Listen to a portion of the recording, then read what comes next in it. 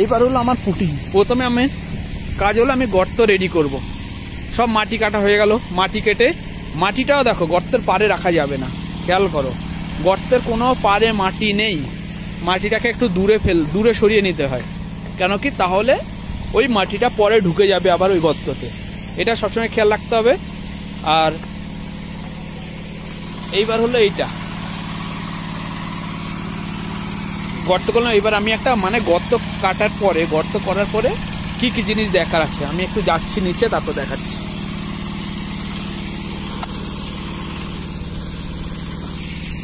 এক সেকেন্ড।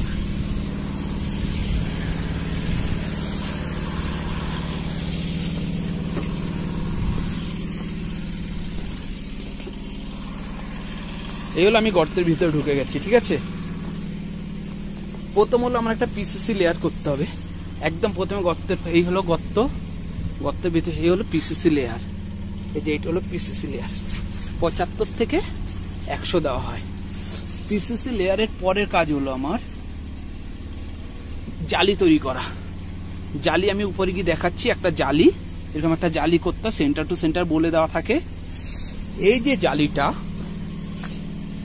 প্যাডাস্টেল থেকে, এই যে প্যাডাস্টেল আছে না, এই প্যাডাস্টেল থেকে এই বাইরে পর্যন্ত 50 ডি থেকে যেন কম নয়, মানে 50 বার ডায়া, 50 ইন্টু 12 রড আছে, তাই 12, 5 12 60, মানে এটা 600 থাকতে হবে মিনিমাম। আর ম্যাক্সিমাম হলো কলামের লাস্ট পর্যন্ত। এবার আমার কলামের কি কি খেয়াল করতে হবে? 1 নম্বর নিচের কভারটা, এই যে নিচের কভারটা, ঠিক আছে। এই যে কভার ব্লকে ভালো করে চেক করতে হবে। 1 নম্বরে জালিটাকে বসানোর সময় কভার ব্লকটাকে দেখতে হবে। তারপরে হলো আমার ওকে, তারপর এবার যেটা হলো এই যে যেটা আছে এই রডগুলো, এই যে এই রডগুলো হলো, এগুলো হলো প্যাডাস্টেলের রড, ঠিক আছে। এই রডগুলোর এই প্যাডাস্টেল এখান থেকে এই ডিস্টেন্স পর্যন্ত মিনিমাম 300 থাকতে। এই যে প্যাডাস্টেল আছে না, এই যে দেখো প্যাডাস্টেল রড, ভালো করে দেখো প্যাডাস্টেল রড কিভাবে যাচ্ছে। এই যে প্যাডাস্টেলের রড, ঠিক আছে। আর এই হলো কলাম, কলামের এটা প্যাডাস্টেল। আমি আগের কলামের মেইনটা দেখাবো, এখন আগে প্যাডাস্টেলটা আমি যেহেতু আগে চলে এসেছি তাই দেখিয়ে নিচ্ছি। প্যাডাস্টেল আর এই হলো কলামের রড।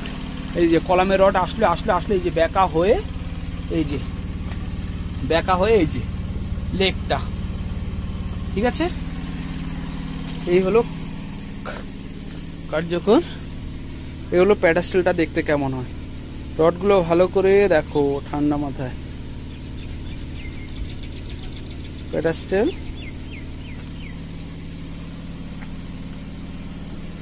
ঠিক আছে। এবার আমি উপরে যাচ্ছি।